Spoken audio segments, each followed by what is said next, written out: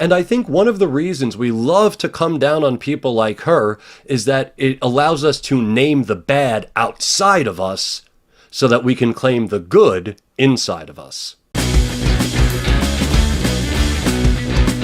Hello, my friends of the Psychedelic Renaissance. It's Tom Hatsis, your psychedelic historian, and this is the conversation I had with the Amanita muscaria about Rachel Zegler.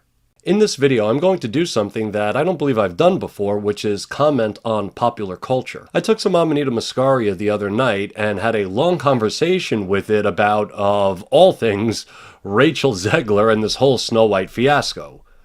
Yeah, that surprised me too. Like many, I have taken a not very guilty at all pleasure in watching another insufferable Hollywood elite get her comeuppance. I felt that rush, that joyful feeling buried deep in our reptilian brain that loves to watch people like that go down in flames. But the other night, I took 10 grams of Amanita muscaria, which is actually the most I've ever taken of that mushroom, and meditated on that feeling. That not very guilty pleasure of watching a Hollywood elite eat crow. When we get right down to it, despite the fact that most of us revel in it, it's actually a very ugly feeling. And soon my not very guilty pleasure descended into a guilty pleasure and then just into guilt. There was no more pleasure in any of it, and I'm actually disappointed and ashamed of myself for having participated in it. But I didn't want to just let it pass. I wanted to explore it and understand it. And I'm very glad I did because I have a very different perspective on this whole situation now. I guess what I'm saying is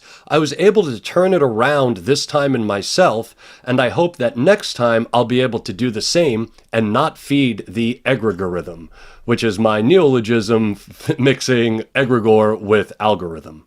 Not beating ourselves up over it, just catching it. And saying, oh shit, there it is. There's that ugly reptilian brain feeling. Well, I'm no longer a reptile, so I can just let it go. The short of it is, I find that it would be much better and healthier for not only Miss Zegler, but also all of us, to be a little bit kinder about what she's experiencing right now. And now, before you go nuts, please understand that I am well aware that she brought this all on herself. I totally agree with anybody that would say, you know, that Rachel Zegler can really come off as a garbage human during interviews. Look, you're not wrong. So while she certainly does share some of the credit for her own downfall, I find that there are other cultural factors at play here as well. And I think one of the reasons we love to come down on people like her is that it allows us to name the bad outside of us so that we can claim the good inside of us. But that's also a pretty cheap trick.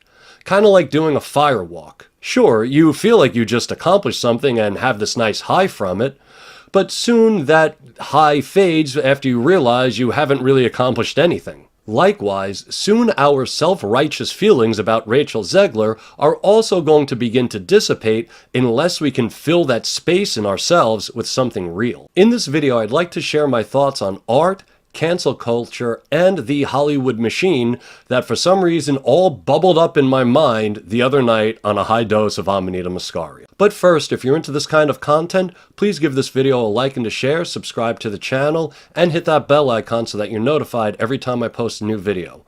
Also, it'd be great to link up on Instagram. Find me at Psychedelic Historian. The short of it is, I don't think that as a culture, we are approaching this the correct way. Now, I can understand being happy when someone you know that's harmed you or harmed a loved one gets their comeuppance. Fine, totally legitimate feeling. But this kid, Rachel Zegler, is getting her comeuppance by seemingly everyone at the same time. Think about that for a moment. Like, really think about millions of people reveling in you eating shit.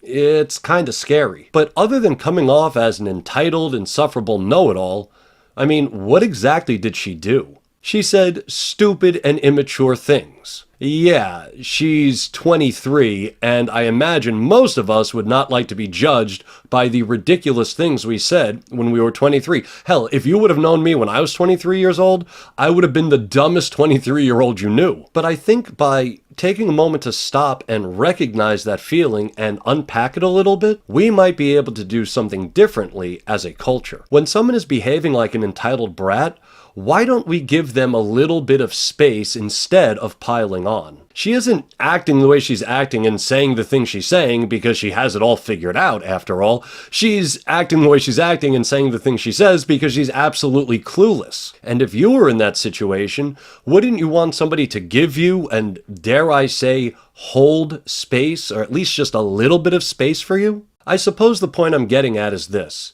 We keep asking ourselves, why aren't things getting any better, right? I voted for this person, I backed this candidate, why does everything still suck? Maybe it's because the call is actually coming from inside the house. Maybe it's because we can't tear somebody down without also tearing at least a little bit of our soul away. At least, when I took 2 seconds to actually think about it instead of just jumping on the hate and mockery train, that was the conclusion I came to. Like it or not, Rachel Zegler is part of the same cosmic dance that we are all a part of. We love to say we are all one until something like this happens. When we make fun of her feeling absolutely no guilt for it, we are actually abusing a part of ourselves. And I gotta thank Amanita for reminding me of that. How can things ever get better if we are the ones vicariously abusing ourselves by believing we are only abusing someone else? And now Hollywood is of course turning its back on Rachel Zegler because the movie tanked, which leads me into something I wanted to say about art. One of the problems with Hollywood's far left stance on just about everything is that Zegler probably believed she could mouth off as an obnoxious brat so long as she was saying the right things. I mean, remember when Robert De Niro thought he was making an intelligent point when he said this? I'm gonna say one thing, fuck Trump! Well, how is that so different from the kinds of things Rachel Zegler says? I think that the difference is that De Niro's movies didn't flop. You see, he makes the club money, so he gets to stay in the club. But with Snow White, the movie, by all accounts, it totally sucked.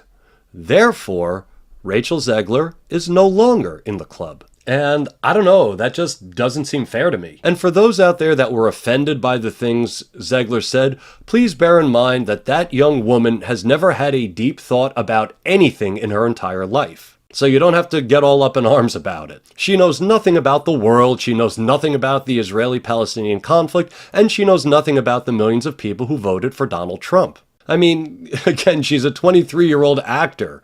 I mean, did you really expect her to have deep thoughts on anything? Were you really expecting the next great leap in human thought to come from Rachel Zegler? I mean, come on. She only says divisive things because she's watched people in Hollywood like De Niro say these kinds of ridiculous things for years now without any backlash whatsoever. But really, pick any celebrity, they probably all agree with Zegler.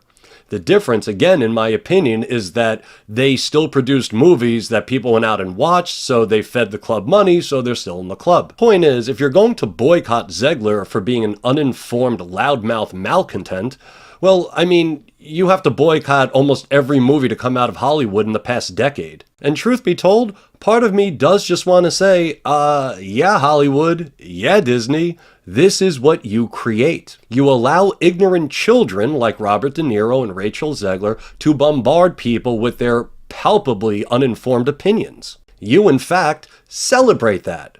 So, here's your Frankenstein. Only she didn't trample the villagers, she trampled your movie. And had you made a profit from Snow White, which is the first live-action film wherein finding a live-action forest was seemingly too difficult, you would be defending Rachel Zegler right now, calling all of her critics white supremacists or whatever other nonsense you used to sling at people. So what I'm saying is, we shouldn't all just get outraged about Rachel Zegler and then forget about it until the next thing that's supposed to outrage us outrages us. Now, maybe it's a little too late for Rachel Zegler, but perhaps the next time this comes up, we can just accept the fact that these are actors, okay? Many of them are very young, and we shouldn't take their foreign or domestic opinions very seriously at all. And I get it, she comes off as garbage. But does that mean that we have to be garbage in return? Is that what we truly want our culture to be? And if that is what we want our culture to be, why are we always complaining that that's what our culture is? Because creating a person like Rachel Zegler and then abandoning her because she isn't good for business? Well, I mean, that's Hollywood, baby. And Hollywood isn't anything any of us should look up to or strive to be. Don't let the Hollywood machine ignite your reptilian brain. It got me this time, but rest assured, it is not going to get me the next time. Anyway, those are my unintended thoughts after eating 10 grams of Amanita muscaria and ruminating on the ugly feeling I had watching her go down. I'm trying to change that. Well, my friends, that's all I have for you this time, and I'd love to thank you for stopping by.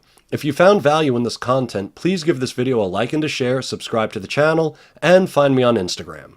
And until we meet again, I'm Tom Hatsis, your psychedelic historian, reminding you that you free your mind by opening your heart.